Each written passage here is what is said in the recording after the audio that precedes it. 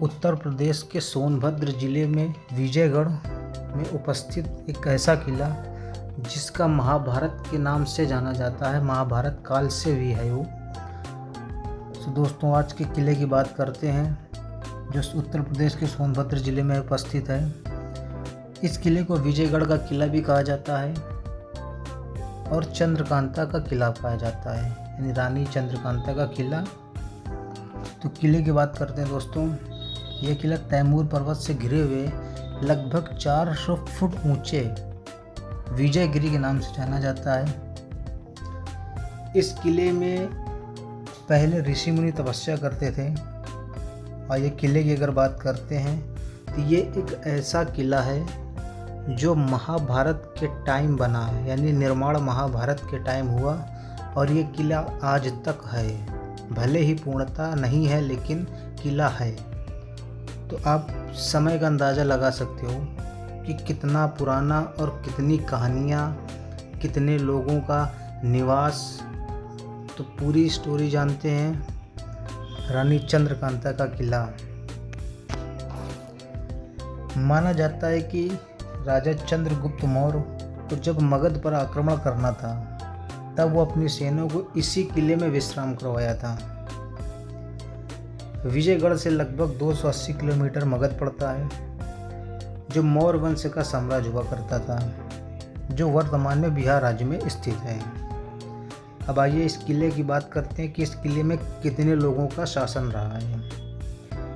इस किले में गुप्त वंश, गुर्जर प्रतिहार वंश, मुगल वंश और लास्ट में सबसे आखिरी में काशी नरेश चैत्र सिंह का भी राज्य माना जाता है, यानी उन्होंने राज्य किया है। यानी महाभारत से आखिरी चैत्र सिंह का राज्य, यानी अंग्रेज़ों के भारत आने तक इसमें राज्य रहा है। आखिरी चैत्र सिंह नरेश का यहाँ पे राज्य रहा था। साल 1888 में प्रकाशित देवकी नंदन खत्री द्वारा एक हिंदी उपन्यास चंद्रकांता, शायद ही सब लोग जानते हैं, चंद्रकांता ने पूरे देश में प्रसिद्धि तो हासिल की ही थी। फिर साल 1994 से 1996 में हिंदी सीरियल चंद्रकांता ने ऐसी धाक जमाई कि पूरी दुनिया में छा गई। इस किले में विजयगढ़ की राजकुमारी चंद्रकांता और नौगढ़ के राजकुमार वीरेंद्र प्रेम सिंह की अमर प्रेम कहानी भी है, जो लोगों के बीच में चर्चा में रही। इस किले के अंदर ही एक ऐसी गुफा है जिसके जरिए से नौगढ़ और चुनारगढ़ का रास्ता भी बनवाया गया था। चुनारगढ़ यानी कि वीरेंद्र प्रेम सिंह का किला, वहाँ तक का एक ऐसा गुप्त गुफा बनाई गई थी। और माना जाता है कि इन्हीं गुफाओं में आज भी खजाना होने का दावा किया जाता है। अब ये कितने परसेंट सत्य है ये कोई आइडिया नहीं है, लेकिन माना जाता है, दावा किया गया है। इस किले में 2 तालाब हैं मुख्यतः, लेकिन वैसे तो हैं 7 तालाब, लेकिन मुख्यतः 2 तालाब हैं। एक तालाब का नाम है रामसागर तालाब। अगर रामसागर तालाब की बात करते हैं तो इसकी गहराई आज तक कोई नहीं पता लगा सका कि इसकी गहराई कितनी है। और इस तालाब की एक ऐसी खासियत है कि भीषण गर्मी में भी इस तालाब का पानी कभी नहीं सूखता है।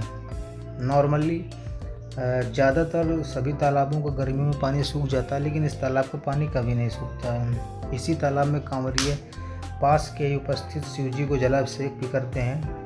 और एक ख़ास चीज़ और है कि एक तरफ मंदिर है गणेश जी का, उसके सीधे बिल्कुल एक मस्जिद है मीरान साहब बाबा, जहाँ पर लोग चादर भी चढ़ाने आते हैं और गणेश जी के मंदिर में पूजा अर्चना भी करने आते हैं। एक ये हिंदू और मुसलमान का एकता का प्रतीक भी माना गया है। तो दोस्तों आइए, नमस्कार, हमारे चैनल में स्वागत है आपका। तिलिस्म से भरा, आस्था से और रहस्य से भरपूर एक ऐसा किला जिसके बारे में बात करते हैं। सोनभद्र के मऊ गांव में स्थित किले में जाने के लिए लगभग 400 फुट की खड़ी चढ़ाई है। अगर आप इस किले में जाना चाहते हैं, अपने परिवार के साथ जाना चाहते हैं, बच्चों के साथ जाना चाहते हैं तो थोड़ा मुश्किल है, लेकिन अगर आप वहाँ पहुँचोगे, वहाँ कि चारों तरफ का नज़ारा देख के शायद मुश्किल कम समझ में आए, लेकिन मुश्किल है क्योंकि खड़ी चढ़ाई है, वो भी 400 फुट। तो मेरे हिसाब से आप सुबह टाइम ही जाएं तो बहुत अच्छी बात है। अब आप देख सकते हो यहाँ पर कि एक ऐसा पत्थर, वैसे यहाँ पर पत्थर तो बहुत हैं, लेकिन एक अजीब किस्म का ये पत्थर है जो पूरे किले में एक ही पत्थर है। और इस तालाब की बात करते हैं तो ये एक ऐसा तालाब है कि जहाँ अब तो नहीं, लेकिन पहले मीरा सागर तालाब में लोग पर्यटक जाते थे तो वहाँ उनको बर्तन मिलते थे। दोनों तालाब में मिलते थे, लेकिन मुख्यतः इस तालाब को माना गया है कि वहाँ बर्तन मिलते हैं, लोग अपना इस्तेमाल करके फिर से रख देते थे वहीं पर। इस किले में इतनी रहस्यमयी कहानियाँ हैं, तो आइए आगे चलते हैं। किले निर्माण से पहले विजयगिरी पर्वत के नाम से था ये। इस किले का निर्माण जब हुआ था तो विजयगिरी पर्वत के नाम से पहले था ये, जहाँ पर साधु महात्मा आज भी यहाँ पर रहते हैं और इसके पहले भी रहते थे। महाभारत के समय, अगर महाभारत की बात करें तो महाभारत के समय राजा बाणासुर द्वारा ये बनवाया गया था। यही मगध नरेश जरासंध को बंदी बनाया गया था।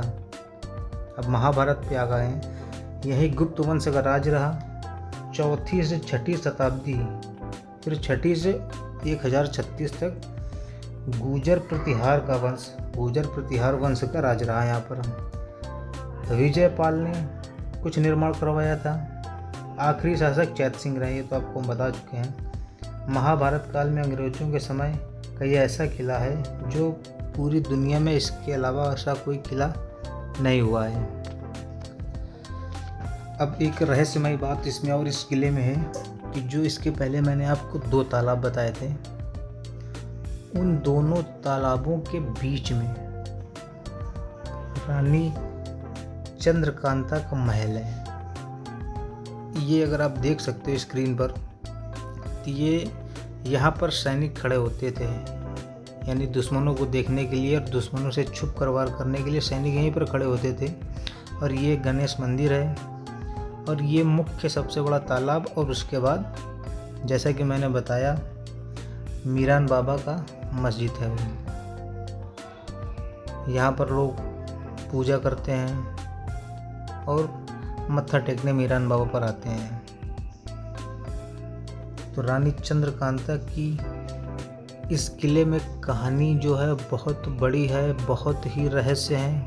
तो पूरी कहानी तो नहीं बता सकते हम, लेकिन थोड़ी बहुत बता सकते हैं। पहले आप इस किले को देखिए कि उस समय इस किले को किस तरीके से डिज़ाइन किया गया था। भले ही आज ये वीरान है, पूरा किला टूट गया है, थोड़ा बहुत बचा है, लेकिन इसकी डिज़ाइन किस हिसाब से बनाया गया है, क्योंकि बनाने का भी अलग अलग तरीका होता है। आप लोग देख सकते हो इस किले को कितना बड़ा है, और इस किले के अंदर ही सारी सुविधाएं थी, यानी बाहर जाने की कोई आवश्यकता नहीं है। अब माना जाता है कि रानी चंद्रकांता के समय पर एक कोई साधु था जिसने चंद्रकांता को पसंद किया और शादी करके इस पूरे राज्य में राज्य करना चाहता था, लेकिन वो विवश था, वो कुछ कर नहीं पाया। तो वो पास के ही एक राजा के पास गया और उससे मदद मांगी। दोनों लोगों ने मिलकर रानी चंद्रकांता को बंधक बना लिया। जब रानी चंद्रकांता को होश आया तो उन्होंने खुद को एक तिलिस्म के अंदर कैद पाया, क्योंकि पहले ये सारी चीज़ें बहुत चलती थी। तब जाकर के राजा वीरेंद्र प्रताप सिंह ने चंद्रकांता को बचाया, उनकी सुरक्षा की। ये उनकी अमर प्रेम कहानी है। बाकी किला तो पूरा खंडर है। किले के अंदर पेड़ पौधे सारी चीज़ें निकल आई हैं।